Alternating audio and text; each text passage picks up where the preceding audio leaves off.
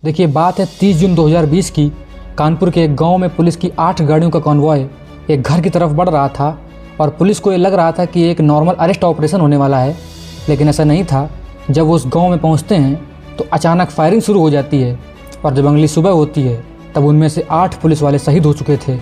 एक ऐसा गैंगस्टर जिसने ओपनली 8 पुलिस वालों को घात लगाकर मार दिया, उसका नाम था विकास दुबे। और ये कहानी है एक आम लड़के के मॉन्स्टर बनने की।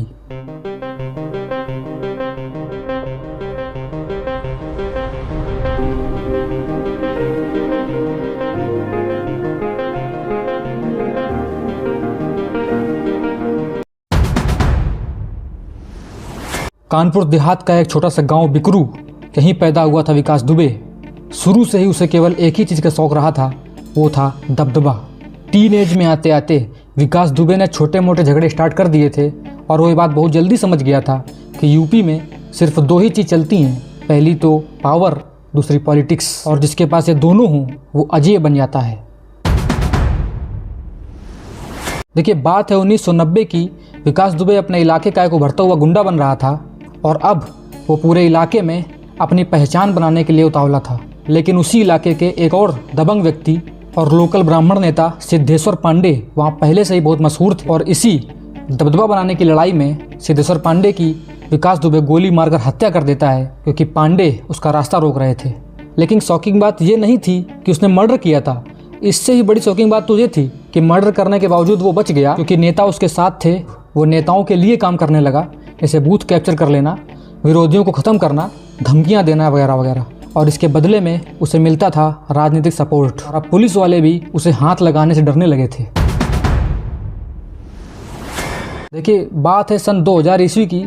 विकास दुबे अपने नज़दीकी स्कूल ताराचंद इंटर कॉलेज पर कंट्रोल करना चाह रहा था, क्योंकि कॉलेज पर कंट्रोल करने से उसे पैसा, ज़मीन और राजनीतिक सपोर्ट तीनों मिलने वाले थे। लेकिन कॉलेज के ही असिस्टेंट मैनेजर और इलाके के एक इन्फ्लुएंशियल व्यक्ति राम बाबू यादव विकास दुबे का विरोध करते हैं और इसी वजह से विकास दुबे राम बाबू यादव की दिन दहाड़े गोली मारकर हत्या कर देता है। और इस घटना के बाद से विकास दुबे अपने इलाके का लोकल माफिया बन जाता है। वो अपने इलाके में एक लोकल किंग की तरह रहा करता था।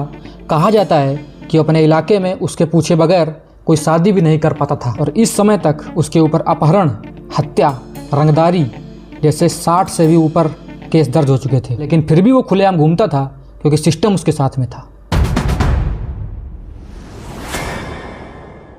देखिए, संतोष शुक्ला बीजेपी के राज्य मंत्री हुआ करते थे, जो विकास दुबे के खिलाफ खड़े हो गए थे और उन्होंने वादा किया था कि वो इसके आतंकी साम्राज्य का खात्मा कर देंगे। और इसी राजनीतिक दुश्मनी और सत्ता की लड़ाई के चलते दोनों आपस में बैर कर लेते हैं। और एक दिन जब संतोष शुक्ला नज़दीकी सिवली थाने में बैठे हुए थे, तब विकास दुबे अपने गुंडों के साथ थाने के अंदर घुसता है और ओपनली थाने के अंदर सबके सामने गोली मारकर संतोष शुक्ला की हत्या कर देता है। अब थाने के अंदर हत्या करने जैसे बड़े अपराध के बावजूद वो बच जाता है, क्योंकि सिस्टम फिर से उसका साथ देता है। सारे गवाह मुकर जाते हैं, कोई सच बोलने को तैयार ही नहीं होता। और यही वो पॉइंट था जब से विकास दुबे खुद को कानून से भी ऊपर मानने लगता है। ऐसे ही बचते बचाते 20 साल गुजर गए और पुलिस उसका कुछ नहीं बिगाड़ पाती है। और वक्त आता है 2020 का। सरकार बदल गई थी, पुलिस टीम बदल गई थी और अब सब पर यही दबाव था कि विकास दुबे को रोको।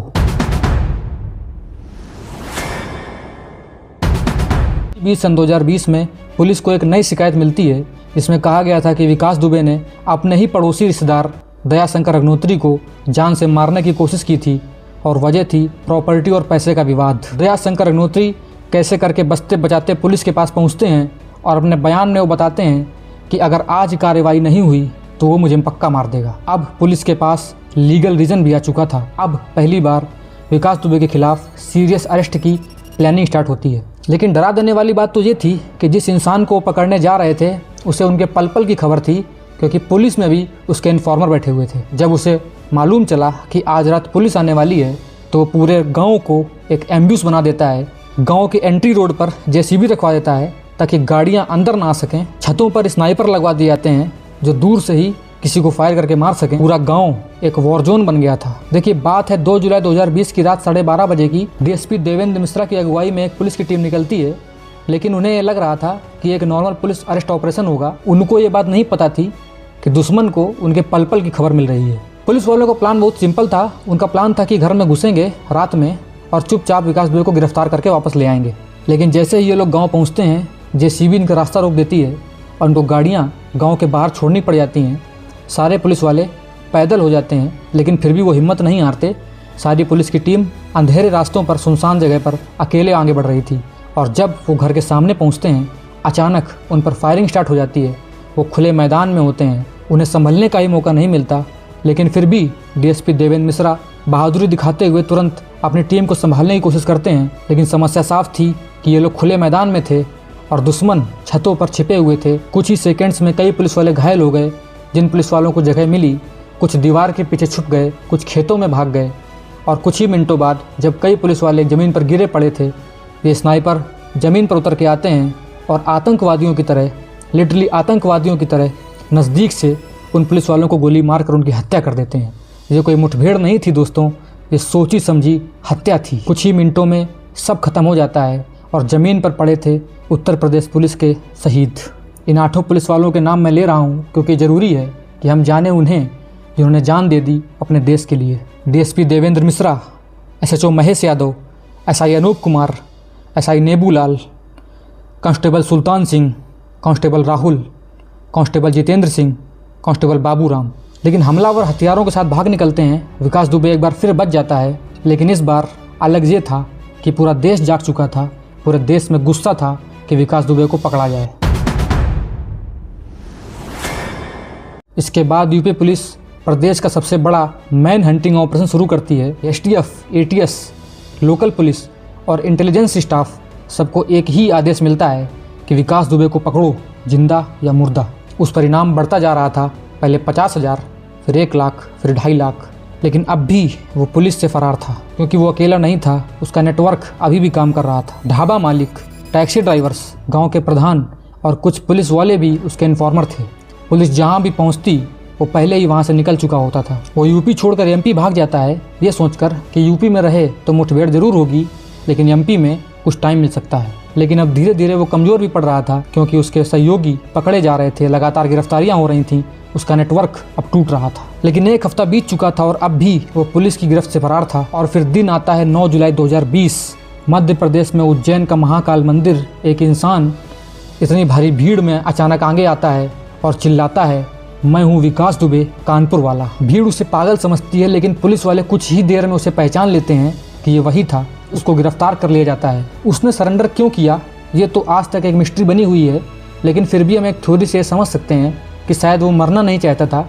उसे पता था कि अगर यूपी पुलिस ने उसे पकड़ा तो शूट एट साइट में उसे इनकाउंटर कर देगी, और उसने इसीलिए एक धार्मिक स्थल चुना, भीड़ चुनी, मीडिया चुनी, एक दूसरा प्रदेश चुना ताकि सिर्फ वो जिंदा बच सके।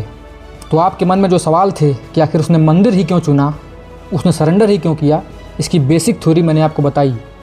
मंदिर इसीलिए चुना था क्योंकि उसे पता था कि धार्मिक स्थल पर गोली चलाने की संभावना ना के बराबर होती है, इसीलिए शायद वो बच जाएगा। मीडिया रहेगी, भीड़ रहेगी, तो वैसे भी उसको वहाँ गोली नहीं मारी जाएगी और उसे गिरफ्तार किया जाएगा।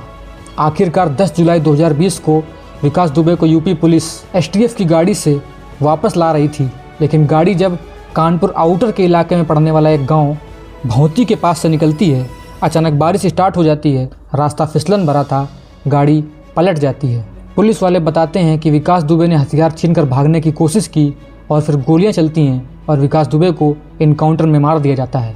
कुछ ने कहा कि न्याय हो गया, कुछ ने कहा कि ये फेक इनकाउंटर था, लेकिन अब सच क्या है ये तो कोई नहीं जान सकता। लेकिन एक सच्चाई साफ थी, वो ये कि विकास दुबे अकेला दुश्मन नहीं था। सिस्टम में बैठे वो लोग जो 20 साल से विकास दुबे को बचाते आए थे, विकास दुबे से भी ज़्यादा खतरनाक हैं, और शायद इसीलिए वो चाहते थे कि विकास दुबे का पत्ता साफ हो जाए ताकि उनकी कुर्सी बची रहे। धन्यवाद।